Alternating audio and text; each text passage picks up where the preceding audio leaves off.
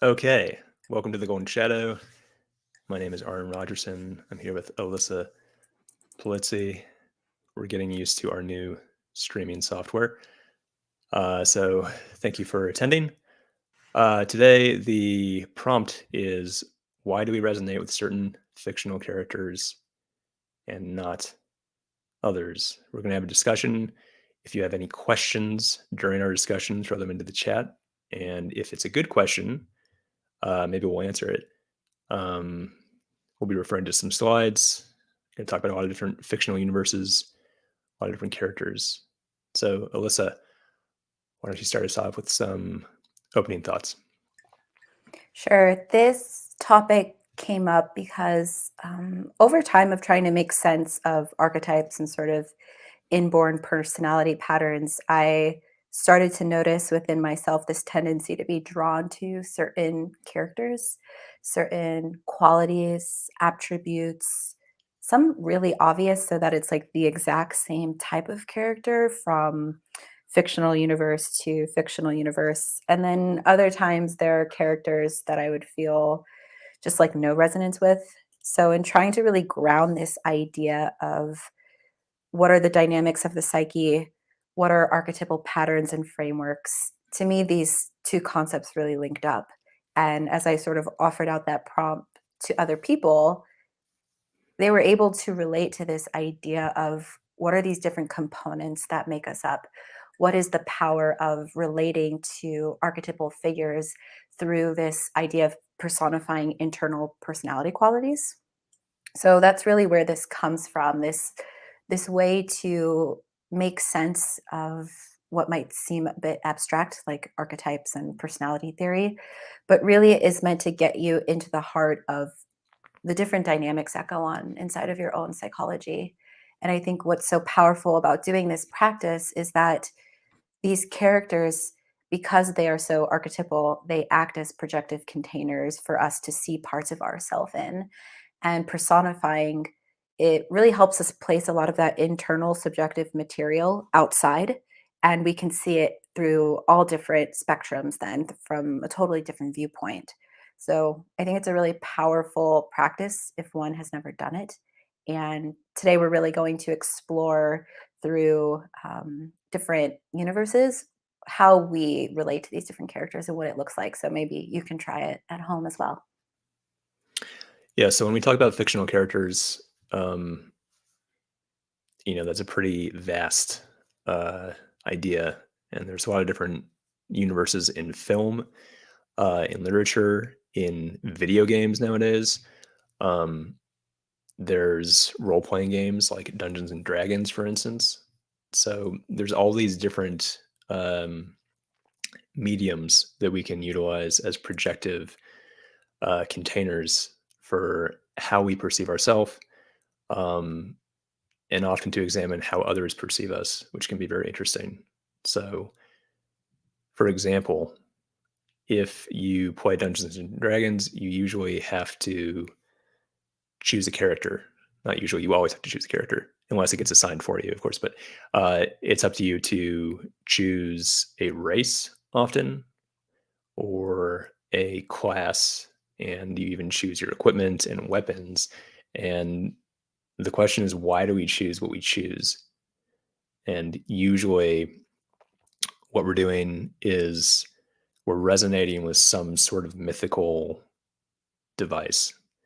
Because even though in real life I'm not a person who uses a bow and arrow and runs around in the forest, for some reason that resonates with me, and that's strange, right? Like, why would it resonate with me to be some sort of elven archer when that doesn't remotely reflect any sort of tangible reality?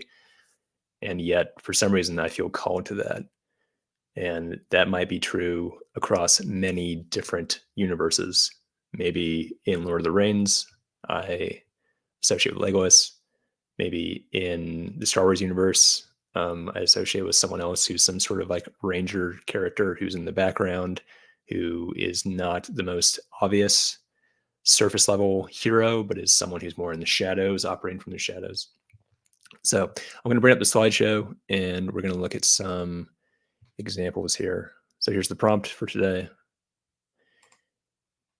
And so here we have some sort of stereotypical races that you can choose. For instance, in Dungeons and Dragons, I don't know if this actually matches up with the current Dungeons and Dragons handbook, or if this is just an example from some other source. But you can see here that you could pick, right? You could pick an elf, a gnome, you could pick a half orc, et cetera, et cetera.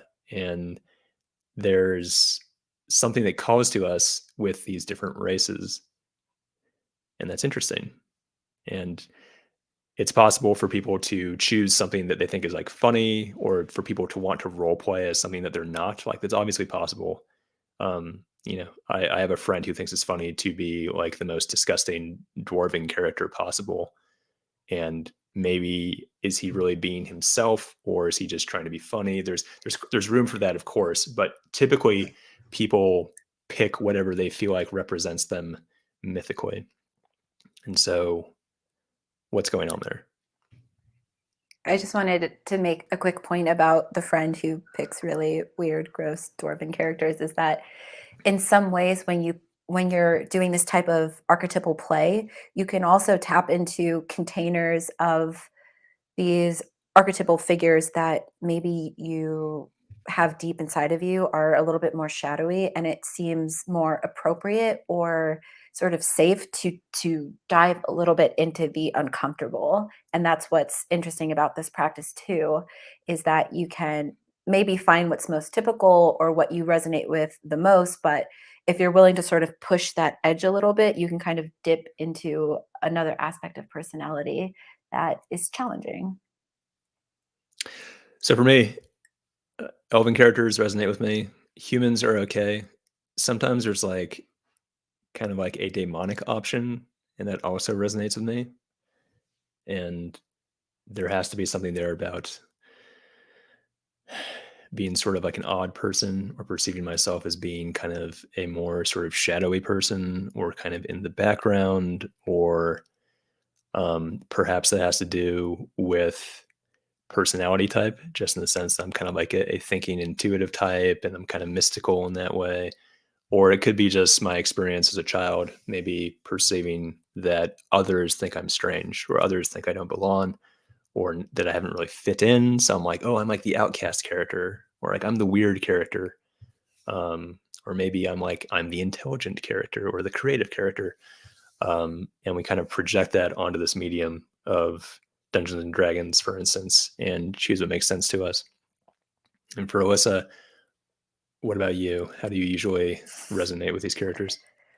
Well, we're looking like a little bit more at like race dynamics here with the D&D style. And what I think is interesting is I've always felt the tension between being like a human or being an elf, because the elven sort of canon in these often are like quite magical beings, that they have this element of a connection to earth or the natural principle, but also this sense of being grounded in humanness and feeling that in some ways I kind of straddle the line. So oftentimes like I want to go full elf, but probably like the more resonant choice is to be like a half elf, like half human, something like that. And it allows you to like explore, I don't know, these different parts of you in a way that you can't always make sense of. So I pretty much never want to be like an orc or a dwarf or anything like that. I kind of find those to be a little bit, I don't know, there's resistance to me to even want to play those characters. Do you think it's because you perceive them as being ugly in some sense, Yeah, they're or kind of that they're like, too kind of like down to earth, or too kind of in your face, too sort of abrasive, and that mm, doesn't resonate with you? both, I guess, in some ways. There's like a intensity with the kind of orc and the dwarves as well. Like very dwarves are like really sensate to me. So like really in that in the body and interacting in almost this like hedonistic way. I don't know if I just like don't even have a good understanding and I'm just thinking about like Lord of the Rings and other movies. But still, like my sense is like I look at those characters, I don't feel drawn to them. I don't really relate to like the demonic character or this sense of darkness being manifested through being like a half demon. But interestingly, and as I think we'll get to, I I do relate to certain characters who have like dark, powerful forces, but it's just it's translated in a different way. So the kind of orc demonic style don't really resonate to the dwarves also being sort of underground to me and having this more like technological power is something I Mhm. don't resonate to. Um, while like the elves are much more magical, and that is always like since I was a child, I am drawn to magical characters, so it just makes more sense to me. Yeah, you have to wonder if people who might feel a resonance with dwarven characters feel that way because of their physical self-image. Like, well, I'm kind of like a short, stocky guy with a beard, and so like visually, I resonate with dwarves. Or if there is something more about the technological prowess they have, or living underground for some reason that feels like it makes sense to them, or you even get into kind of the kind of weapons the dwarves use, and that's sort of an interesting point, is like, why does the sword call to some people over, like, the hammer? And you could even wonder if the sword is something that has to do more with finesse and nimbleness and is kind of more of like a thinking type, like a thinking creative type who's a little more nimble and agile in the way they move through the world, just intellectually, versus someone who's called to the hammer who's more of a sensing type, who's more kind of blunt and they are grounded in the facts only and they don't move through the world in this sort of nimble, agile way, but are more kind of just down to earth and like the simple things, etc. Yeah. It's like the whole package, right? It's the look, it's the lineages that the characters come from, it's the powers they have or the weapons that they use. Because to me, like, considering myself being a character who's, like, swinging around a huge, axe, just doesn't make sense, and I pretty much will never play a character who embodies that, whether that's in any role-playing style game, video game, D&D, something like that. It's just I feel no resonance to it, and in some ways for me to, like, embody or to feel connected to the story, which for me is always, like, very visceral and really powerful in my imagination, like, when I'm playing games or I'm reading, I often feel it playing out, like, inside of me, and it feels more real to be playing a character that I can relate to. This next slide is classes, right? Yeah. So the races kind of have a certain feel to them. The gnome, for instance, feels a lot different than the orc. But then you have this aspect of classes as well. And this is usually reflected in most fictional universes as well, is that you have characters that fit a certain skill set, or they have a certain place in the hierarchy, or they have a certain method by which they fight. Usually has a lot to do with fighting in all these universes, which is something interesting that we could talk about. But you see classes here that, like, usually across universes, people are going to resonate with similar types of skill sets, personality types, approaches to battle, for instance. So the the spellcaster type, for instance, you see on the left, you have this illusionist person, or you have like a sorceress or a wizard. The spellcaster type never resonates with me and never has, and you have to wonder why that is. And there's a feeling that I have that's drawn to warrior types, either with the sword or with bow types. You know, again, like the ranger. Um, and again, you have to wonder what's going on there. There's some sort of perception of um, more straight aheadness, more sort of bravery, or more kind of like the heroic archetype is usually more in the direction of someone who kind of has a sword and just charges straight into battle, rather than like the person in the back who's fragile and can do all these crazy powerful things, but doesn't really get up there in the front. Um, But I know the opposite is true for you. So you resonate with spellcasters. You Yeah. resonate with kind of the fragile but powerful type. Yeah, And for why sure. do you think that is? Um, I think that there is something about the spellcaster, summoner, healer, mage type that at its core is about this sort of like mystic communing, channeling.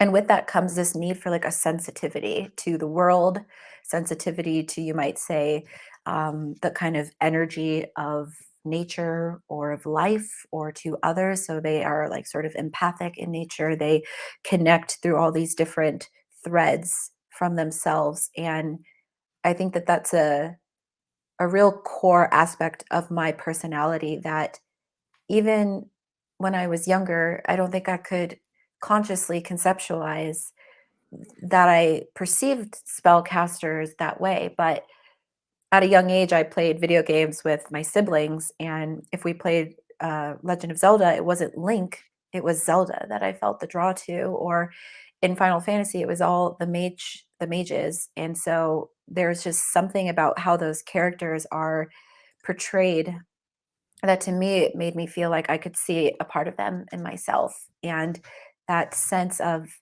really deep power and connection to sort of different realms. But at the same time, as you mentioned, these characters tend to be sort of vulnerable. They aren't like frontline attackers. They often have like low defense, easily wounded, need other characters sort of there to be like protection, to kind of be like the shields. And I resonate with that too, with the sense of like a sensitivity and a feeling of easily being wounded or not having like as tough a skin as maybe the warrior, or the fighter. So for me, the mages in all forms and pretty much any uh, pop culture or fictional universe or mythical universe that I've interacted with, there's just like an immediate draw to them. You can even see this dynamic between myself and Alyssa in the project, in the creative work that we do. Is that if you had a party of two, let's say, and one was a warrior type who charged out in front and took the brunt of the attacks and kind of provided sort of this like protective shield, um, and another was like a spellcaster in the back. It's like that's kind of Alyssa and my dynamic with the Hmm. Golden Shadow.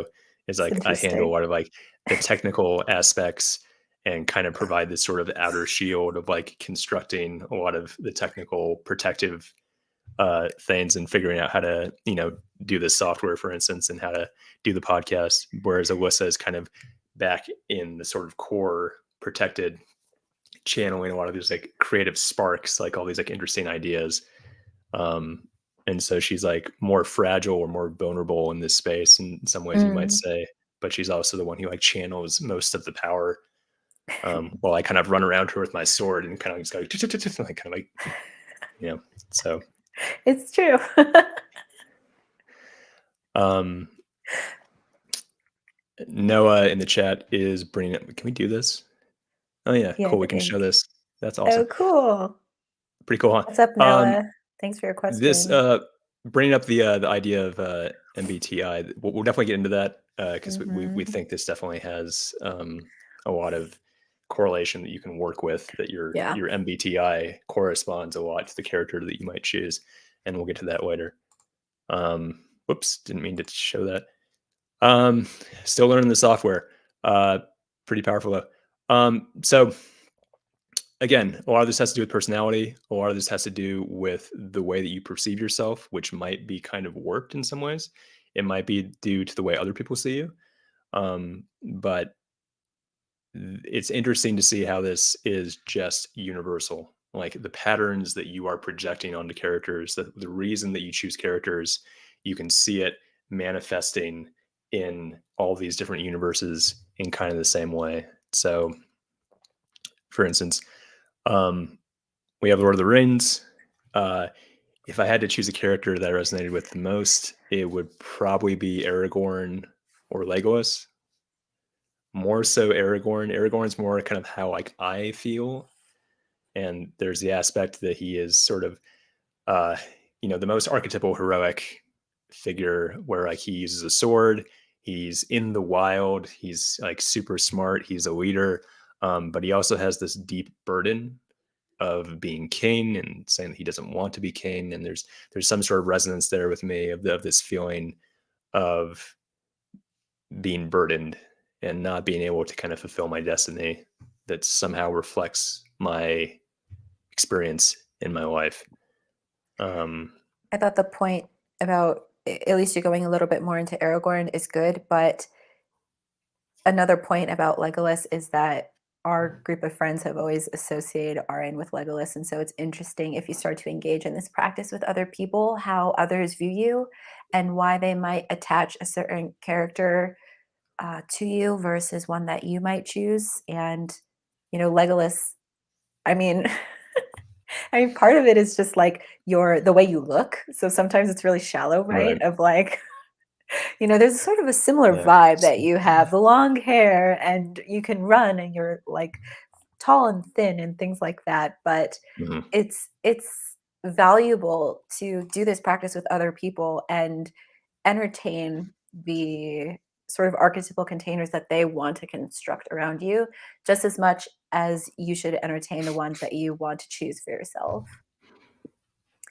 And I guess with that said, what do I relate to with who do I relate to with Lord of the Rings? I guess there is like the obvious choice of Galadriel being this powerful, magical force that connects to sort of that general pattern that I have towards spellcaster, major channeler types. But I think on a more human, sort of more grounded level, there has also been a big resonance for me with Frodo. And I know Arn and I eventually want to get into this. Maybe we'll do a live around Frodo's journey and how we sort of associate it more with a heroine's journey versus a classic hero's journey. But there's something really about his story and the carrying of such this heavy burden that needs to sort of be held and cared for and sort of connected to and taking it through all these trials that I've also felt a lot of resonance with. So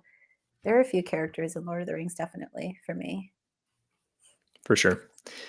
Um, Something that is interesting to think about is shadow characters and the ways in which you absolutely do not resonate with a certain character, or the way that you might even feel repelled from that character might express your shadow of something about yourself that you really don't want to see, or something about yourself that you disown completely.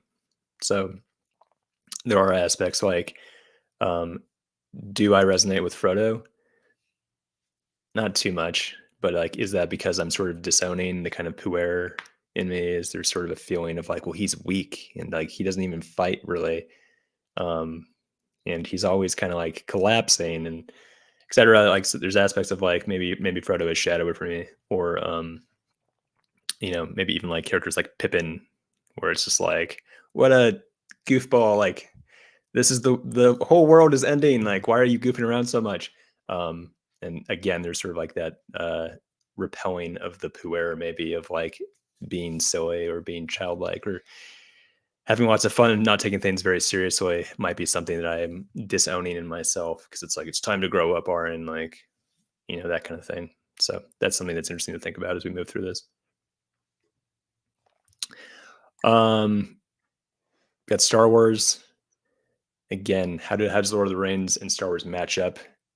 You know, they're different universes, and yet they're kind of the same universe. Like, a lot of the characters match up with characters from Lord of the Rings, and the idea of the pantheon in general. We've gone over this in our pantheon podcast episode that you can look up, but the idea is that like the cast of characters within any pantheon or within any universe kind of map out the entire psyche, and that's why it works so well. It's like it's a self-contained system that every aspect of your psyche is in there somewhere in one of the characters.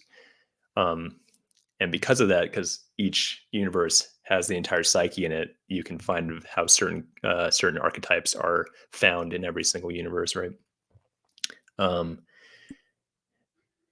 This is a big a big illustration here that has every single, movie from all 3 trilogies. Prequels, the main 3, the Yeah. newest ones. It's interesting because like, you might not resonate with anyone in the prequel because you don't like the prequel. You're like, "Well, this is Mm, terrible." So, like, everyone's repelling in the prequel. Like, that can be another aspect of this is, like, the quality of the fiction has an impact on how much you resonate with it, right? Um, but, uh to that point, actually, and yeah, I for sure. know that the most recent trilogy was sort of straddling this line between like, wow, it's really nice that they went back to practical effects and some of the heart of what Star Wars was compared to the prequels, I mean, and yet at the same time had this like sort of Disney overlay that made it a little bit cheesy or seemed to water down the story. But as I look at this image full of so many characters, I am asking myself this question of like, who do I feel drawn to? And I do think in the newer movies, Rey is an interesting character for me around her family struggles, and it's maybe one thing that we'll get into when we get to Harry Potter as well. But this sort of like struggle, abandonment, sense of like almost orphaned archetype of the child is something that comes through, and you sort of see that obviously woven in a bit with Luke's story as well, not really knowing his parents, but she does offer an interesting container for the orphan child archetype that we see so present in a lot of other stories. And I think in general, I've never felt like really drawn to one exact character in Star Wars, but to me, the Jedi Order as a collective is something that has always intrigued me, and it's like, okay, we're getting back into magic users, we're getting into relationship with individuals who are with the Force, channeling the Force, interacting with it. So, in general, the idea behind the Jedi's is something that I find so intriguing and so powerful, and characters who are Jedis are ones that I'm naturally gonna feel a little bit more of the draw towards. Yeah, I mean, Lucas did a good job of going into science fiction without losing the kind of, um, fantasy religious component that can make fiction so powerful. So the fact that they're using swords in a science fiction universe is uh, really resonant, right? Like people like that. It's a little more powerful than everyone using like laser pistols, even though maybe you might resonate with using laser pistols. But that's probably why Star Wars as a piece of fiction is so powerful. Is because like they're combining sort of like Arthurian legend with like science fiction ideas and straddling both pretty well at the same time. So the Jedi, I think, just as an archetype, is pretty resonant because of that. Is because they're magic users. They're also sword users. They're also in sort of this sci-fi universe, so they might have a pistol as well. You can see Luke in the image is using a pistol, so Mm, it's that's kind a of good point. There's like a very well executed balance of the merge of so mm, many sort of archetypal spheres, and that's often not done as well. Like you can do, sci-fi, or you can do something like steampunk, but to merge so many different on top of each other and still have it be successful is quite, I don't know. It's like it's just one of those strokes of genius that will not be replicated probably anytime yeah, soon. yeah. I mean, well, that's why Star Wars is so popular and Yeah, has yeah. been for so many decades. Mm, If I had to resonate with a character in Star Wars, I mean, Luke is pretty obvious, and I think I'll probably resonate with all the sort of like obvious hero characters because they're all kind of the same archetype, and that's why they work as heroes is because you resonate with them so strongly, so easily. But with Star Wars, you kind of get into these mentor figures too that often resonate with in universes, which is like Obi-Wan.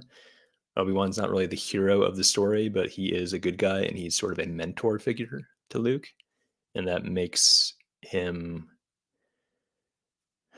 there's something about being a teacher or being a protector or being someone who guides others that resonates with me. I think that's probably true for you too, Alyssa. And that's, partially why we do the work that we do is because we're drawn to being mentors and guides. mhm. So Obi-Wan resonates with me in that way as Yeah. well, and that's true across other universes as well.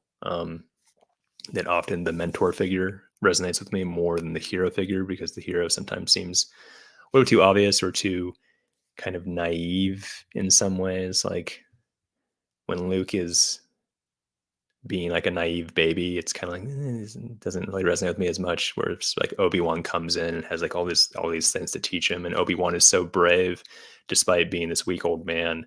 There's something there that's like really compelling. It's like that's me. That's what I want to be at least, you know.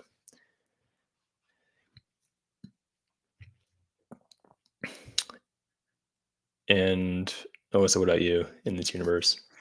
I just mentioned earlier, I guess there was the connection with Rey and the Jedi's. Sure.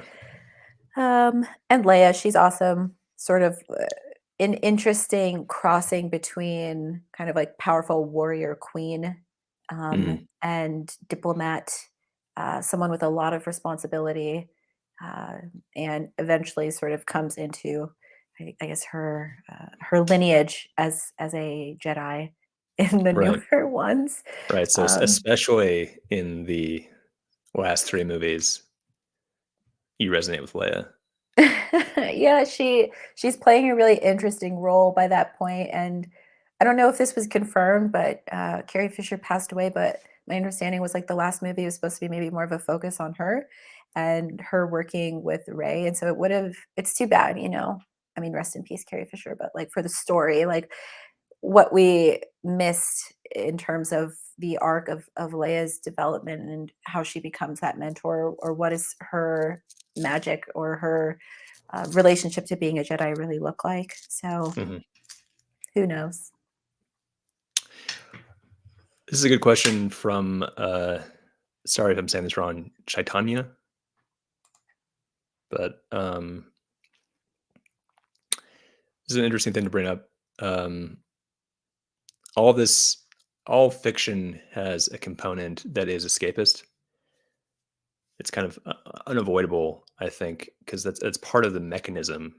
That's part of the intention is sort of getting out of the mundane um, physical reality and into the imaginal, into the mythical reality. And it can be very powerful to do that because it's essentially the language of the unconscious.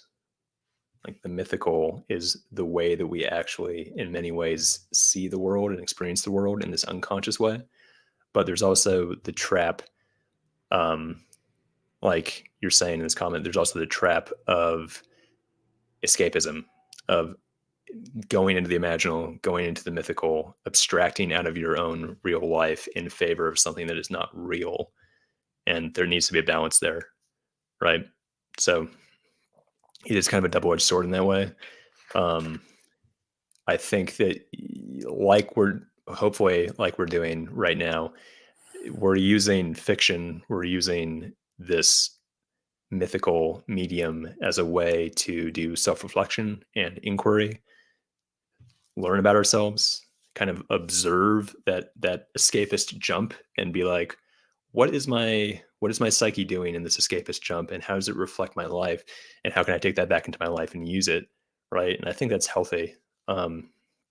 But the other side of that, and we see this, and I think it's way more pervasive nowadays than a lot of us really want to admit, is how much people just completely abstract out of their life in favor of something that's not real, in favor of simulation, and how that's probably just going to get worse and worse with things like the metaverse that, you know, all this money and technology is going into is maximum simulation, no aim at self-inquiry, no aim at improving oneself, learning about oneself, but the aim is actually just to disown oneself completely and escape completely and create this huge shadow where I've just become blind to everything that I am in the real world.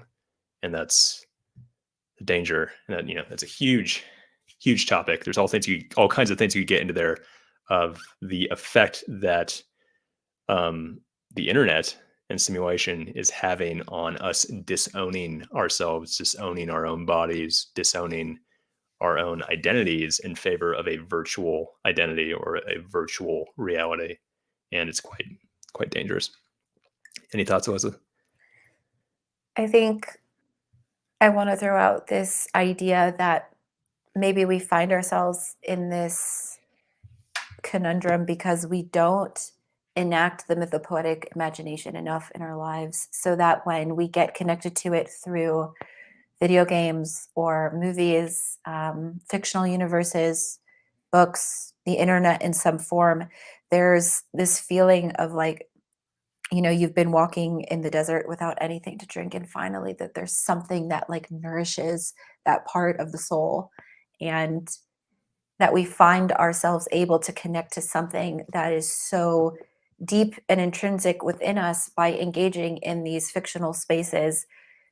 But it's important for us to try to integrate that more in our lives so that we don't feel the draw just to lose ourselves in the disembodied storyverse, you might say.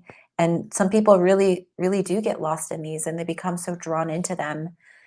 And to me, it just speaks to that lack that we have, as at least in the Western culture that I inhabit. And when one can foster that in their own life through the imaginal that comes from them, so dreams, active imaginations, engaging with mythology, but using it as this inquiry not only to go deeper inside of yourself but to like relativize like ego's relationship to the world, that I think that that can help us find that balance. So I would look at that symptom of being trapped in that identification as, what is that speaking to? I think I'm getting really Jungian here, but like the symptom is part of something else. Like follow that thread. What is trying to be nurtured? What is lacking? So I think it says something about our culture as a whole, our lack of sort of working with the religious function, you might say, um, the disintegration of religious traditions in general, and the mythopoetic imagination. So, Good question. thank you. Um, we'll just kind of zip through these a little more quickly. Harry Potter, again, it's another like vast universe with a vast pantheon There's of like characters. 50 characters. You can see in this image that there's just like a ton of characters, and there's someone in there that you resonate with, probably many people you resonate with, and many people you don't resonate with, and you can kind of Mm-hmm. examine the light and shadow of those. In Harry Potter, the character that I resonate with the most is Sirius Black, and there's some aspects of him being kind of like a hero who has been punished for his heroism in some ways. He has to hide. He's on the run from the law despite being a good guy, and there is some resonance. Reminds me a lot of the themes that come up in your dreams, which listen to Aaron's dream Yeah, episode on the podcast. an episode. Sort of Yeah, like being the chased by authority. right, right. Recurring motif in my dreams is I'm running from the law, and it's complicated, but it essentially has to do with we think a high level of conscientiousness resulting in self persecution or self shaming. Mm. So it's Mhm. like in my dreams, like there's some force that's actually me that's being like, you're breaking the rules, like, like you're under arrest. Anyways, but Sirius Black, there's that. He dies. I don't know, like spoiler alert. Uh, and there's something heroic about that of like, wow, he gave his life to save Harry. Mm. Um, there's also just like the visual component. I mean, he's got like the long hair, and Gary Oldman is also just like a great actor, and he's super compelling, and so like you're gonna resonate more with really great acting performances perhaps than really bad acting performances like Hayden Christensen um in Star The Wars, prequels, yeah. as someone else brought up in the chat. Yeah. Harry Potter for me, I this is such an obvious, pantheon and fictional universe to look at, but I'm, like, really trying to remember when reading the books and watching the movies, like, who I felt most drawn to, and I guess I'll circle back to like the orphan child archetype with Ray. And I think like Harry's story is one, he's like an unlikely hero. And there's this thread of like interesting exploration of the family that I think when that comes up important or meaningful way with characters that I feel drawn to is it's part of my own story, and another character that I felt drawn to was Lupin. Mm. Yes, there's this sort of, wolf dynamic, which if you if you listen to my dream series episode, you'll hear all about the wolves in my dreams, but Lupin's struggle of this intense, destructive energy that's, like, inside of him and that he's sort of part of 2 different worlds is something that I relate to, and I think he's, like, an unlikely character because he's only really around for a relatively short time, compared to the others, but I relate to him. I relate to his story. Yeah, I'm noticing in this image that we brought up here that Sirius Black somehow is not in it, it looks Oh, like, really? Are you which sure? is Because weird. there's so There's many. so many, but it's like you have, like, Roger Davies, and, like, you don't have Sirius Black in Whoops. this image of all the Harry Potter characters, like, it seems very strange. Um, Mm, anyways, moving on. Game of Thrones, again, same deal. You got the same archetypes, you have the same sort of, spread of these psychological containers. Um, Game of Thrones is really vast, and there's a ton of characters, and there's kind of, repeated, archetypes, right? Um, Jon Snow obviously is the most obvious one. He's the most obvious hero. That there's always gonna be a lot of resonance there. But if you get a little more nuanced, um, there's what's his face, the leader of the Brotherhood, Beric Eric Dondarrion? Dondarrion, right? There's some resonance there. Again, there's some kind of like he's like burdened, he's wounded, he's heroic, and he's got some strange like undead thing going on that makes him quite interesting. He's got the eye patch, so there's like kind of like this idea of like the wounded figure who still is strong enough to be a hero and do what he needs to do. So there's some overlap with like yeah, Sirius there and like Obi-Wan, right? There's like something interesting going on there. Mhm. When I read the books, which I did before the entire series was out, I related the most to Arya's character, and if I compare that to watching the show, I think I don't relate to Arya as much in the show, but following her story and this struggle of once again like breaking away from the family or being um, sort of exiled and going on this long arc where in the books obviously it's not even finished, but that eventually Arya is going to claim some sort of like familial identity through this process of leaving them.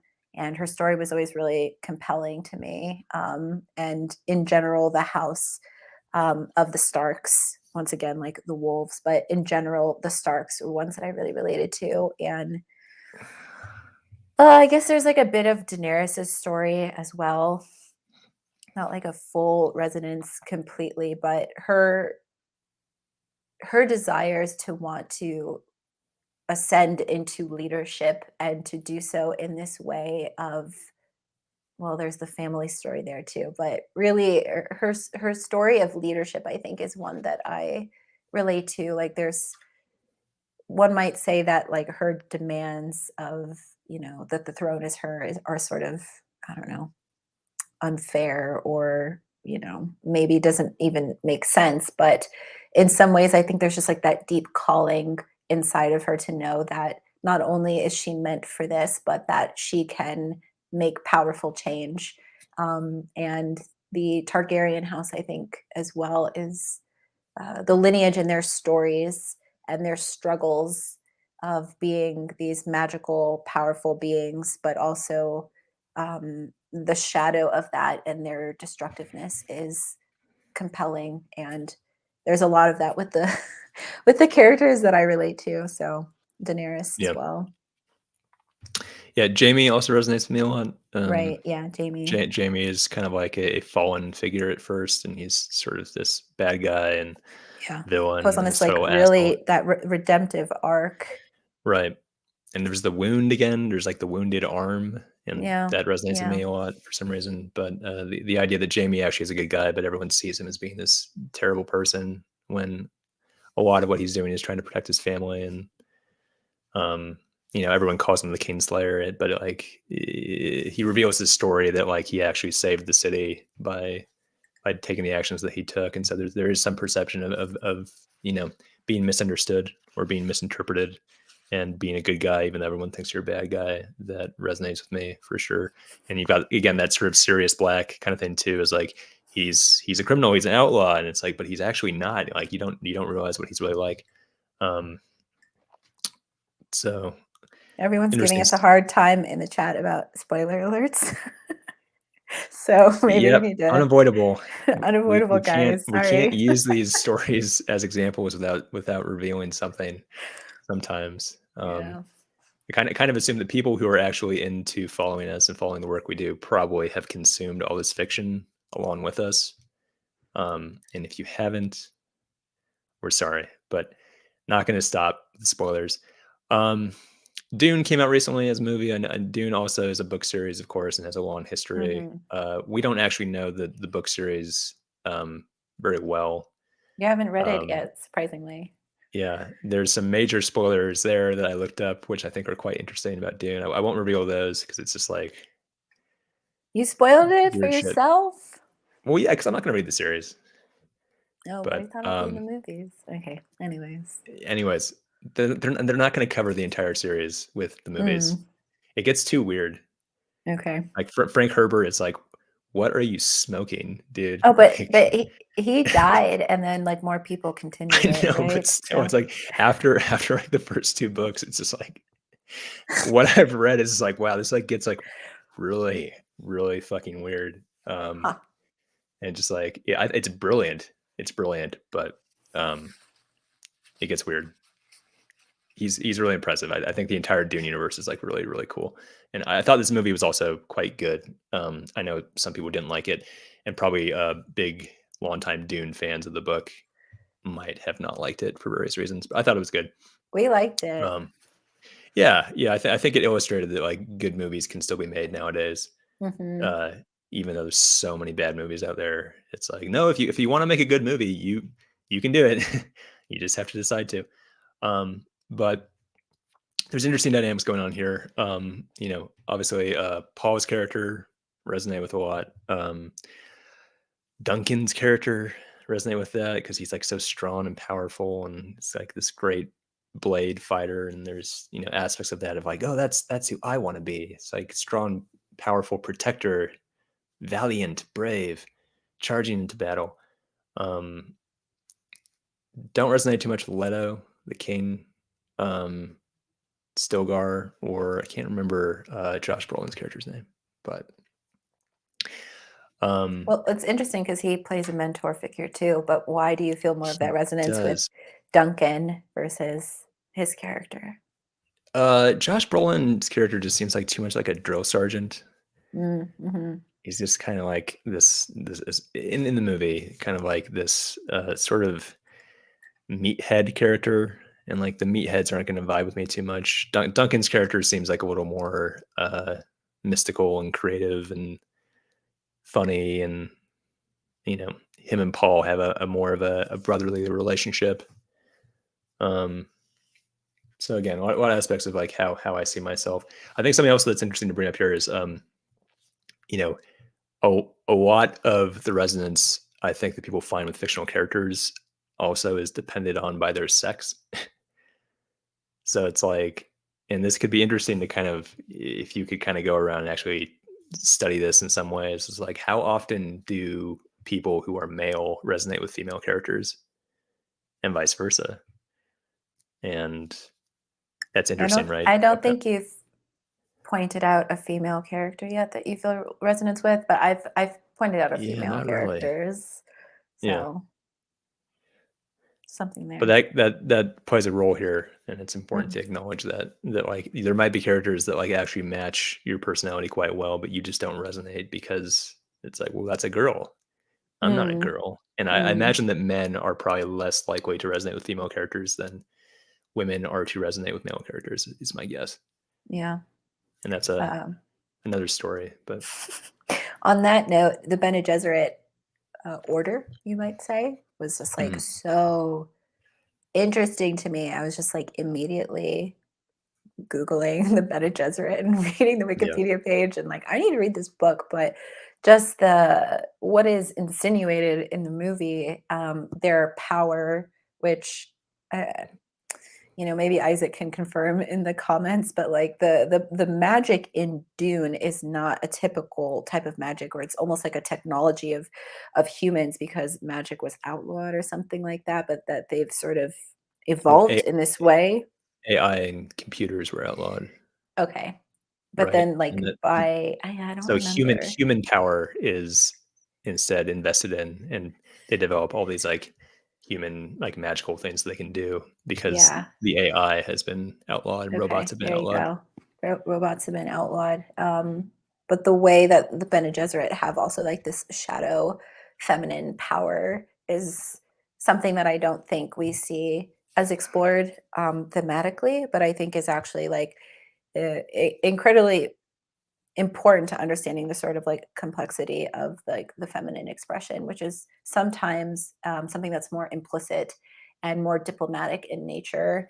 And not to say that it's manipulative. I think that's maybe like the super dark feminine, but the power that these women have and the way that they also like use the voice and how to is you can just get into like the symbolism behind the voice and the commands behind it and how interesting that is. So they to me were like immediately fascinating. And I think if I had to choose one other character, I think Paul, his story and sort of being between the worlds again is whenever there's a character who's really like that and kind of trying to integrate different cultures or different power sets, it brings a really interesting complexity that I always find uh, not only just like interesting, but it's just something that I resonate to.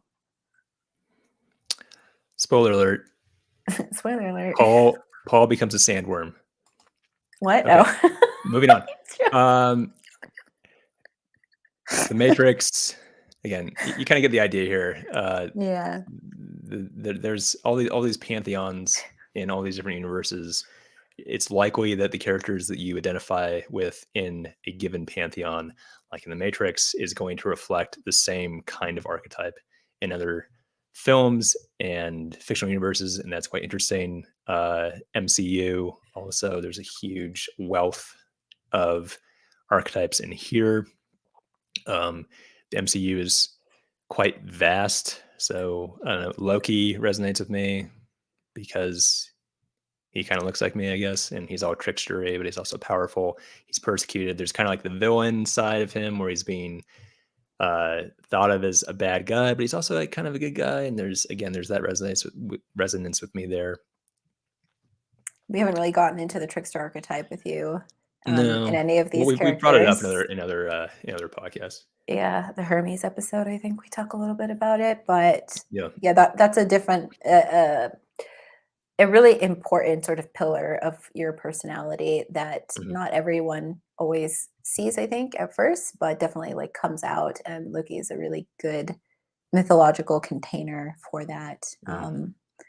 This image, I think initially when I was collecting images for this, I wanted one that showed kind of classic X-Men universe, but for me, a character very early on that I related to through Marvel was Jean Grey, and Yeah. very much less so Sophie Turner's depiction of her, but from the comics, and not only as this figure whose power is defined by telekinesis and telepathy, but her struggle with the Phoenix Force and becoming the Phoenix, becoming the Dark Phoenix. It just falls totally in line with a lot of those other characters that I feel a draw to. And Scarlet Witch is on here, and I've always really enjoyed Scarlet Witch's story and um, not only what her power represents, but really there's like the whole House of M series, and that is like a big thing around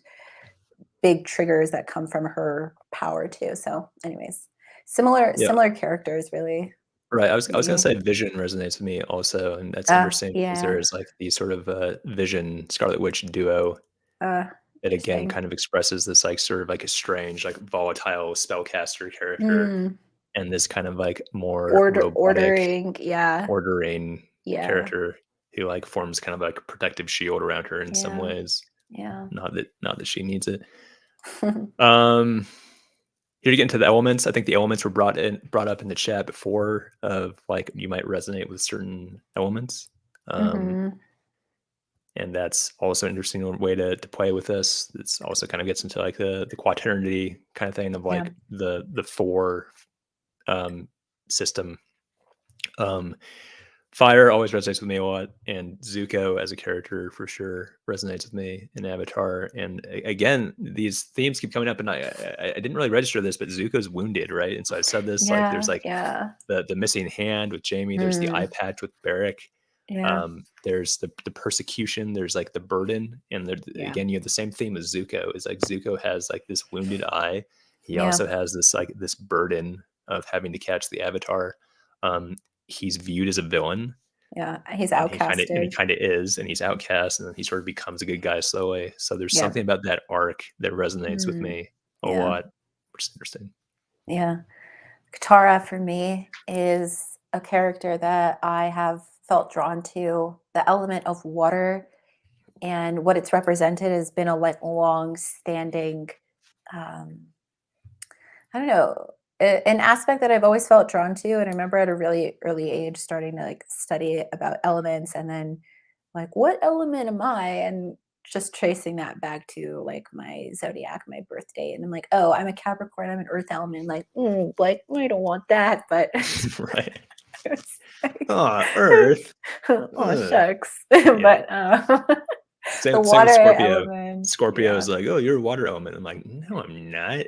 I don't Okay, want I'm not water. alone. Lame." And that's, like, that's interesting. It's like, why? Like, Yeah, yeah, but there's the resonance of the element, right? yeah. Um, the water element for me has just always been such a powerful force, but it's like power in a much different way than fire's power and its connection to healing and its connection to like the feeling function and the depths and the sort of like unknowable aspects that are underneath the surface really connect me back to a lot of that deep inner exploration that Mm, I feel so drawn to. And Katara she's quite strong, powerful figure, but she has I guess she does become known, I think, in the universe as like one of the most powerful healers, if not the most powerful healer. Um, right, right. and Later on with, Korra, she's, like, yeah, in that series. right, right. And for me, it's not only like black mages that I've been drawn to, like in typical role playing style games. It's often more like the summoner slash white mage. So that ability to heal or connect to that is something that makes a lot of sense for my personality. Final Fantasy 7. Let's skip this. Same deal. Um, Sephiroth resonates with me a little bit, even though he's Yeah. like pure evil. But here we get into the MBTI. I didn't go over these slides with you, Alyssa. I added them at the last second, but I thought Okay. this was interesting. Um, because if you go to 16personalities.com, that's like a very popular MBTI personality test and database for sort of exploring MBTI. But these images here have the MBTI matched up with these characters, which I think is like really funny. Oh, And interesting. unfortunately, these images didn't list the actual personality type on them for some reason. I They just have can these re images, no, but I but can I remember remember. which ones are which. Yeah, yeah. Um, I mean, the but sensing slides yeah, wait, go to your slide because I wanna see. Okay. yeah, so Um I'm the evil sorcerer because I'm an INTJ. So He's like, yeah. on the left with this Einstein looking character is INTJ. That's Mm, me. So the idea is that I am magical and strong, or I'm and strong. drawn to magic and strength. That's But which is whoever made this. true. A lot of those characters that we've gone over, Mhm. a lot of warriors, a lot of the Yeah, heroic types. Yeah. right. So for you, oops, No, where are but you? it's Yeah, those. I'm in okay. You're on the far left. INFJ. I'm on the far left, and it's the The Oracle. Oracle. Yeah, Yeah, that matches. That yeah, matches. yeah, matches. Magic and charisma, and the charisma I would say would stand for probably like a strong feeling factor, which allows you Mhm. to be more connected to humanity and the emotional depths and harmonious dynamics within and with others. So Right, right. it matches M up. MBTI stands for Myers-Briggs Type Indicator. Yeah. So, what is your Um, Myers Briggs or Jungian typology, which we've covered a yeah, lot on the podcast? If you want to know more about it, check out our episodes on all the functions and attitudes. yeah. It would if I had more time, it would have been fun to actually put the personality type on the slide so we could look at them more Hmm. closely. But it is Yeah. interesting if you go through them. You have ISFJ, which is the nurse figure, as like the Mm. As the right. cleric. Yeah. Yeah. Yeah. So if you were an Mhm. ISFJ, for instance, you might be drawn to healing characters because a lot of your being seems drawn to taking care of others and making sure they're safe and have what they need. Um, the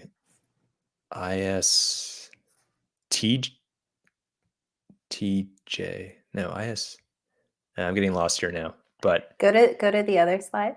Go back to the other sensing slide, the yellow the other characters. sensing. Yeah. Yeah, so you have like the ISFP, which is like the little artists, the second to the Right, right, left, as right. druid, wisdom, and agility. So that's like an interesting mix because often like ISFPs are like highly creative. They're connecting that back to the druid class, which is all about like that nature principle, which is very sensate, you might Yeah. say.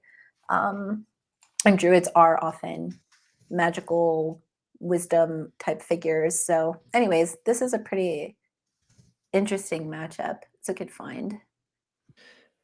Yeah.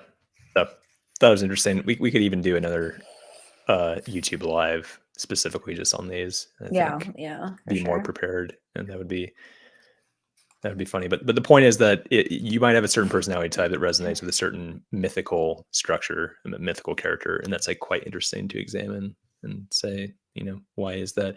I like how the ENTJ is just the Death Knight, like demonic knight. This is Yeah. from World of Warcraft. This image, Oh, and it's these just like images. Okay. this villain of like Arthas, who's like this undead knight who's just a plague on the entire land and sending his undead forces of skeletons and zombies into the world. And like that's the same personality type as like Steve Jobs. Basically, it's like, yeah, Steve Jobs, like the Death Knight. Um, so this is a little biased because some of these figures are kind of like evil, basically, versus ones who are clearly good. Um, Mm, so you have like the paladin here, and you're like, oh, personality types that are ISFP. Those are paladins. They're good people, and then you have the ENTJs, and they're death knights. So they're just evil. Um, but there are some jokes in yeah, around like they're they like they get that rep sometimes. right, they're like like the Hitler was an INFJ Yeah, basically, and so other yeah. INFJs they're all just like gonna be evil and try to take over the world. What are you trying to say, Oren? Uh, anyways, we are out of time. Yeah. Thanks for everyone who showed up for this. Really appreciate your time and attention and Mm. questions. Good questions today. We're going to try and do this weekly from now on. And the podcast is still going to be a thing that we do, but we might do podcast episodes, by which I mean audio only. Um, might only do those once a month from now on, or just like when we feel like it. But the live streaming, we're thinking that we want to make this more of our regular thing, in addition to some other offerings that we are working on, hopefully to get out in the future, like some written material or some courses, stuff like that. So stay tuned Yeah. for more of what we're working on. Join us next week for the next YouTube live. And thanks for coming. Thanks, everyone.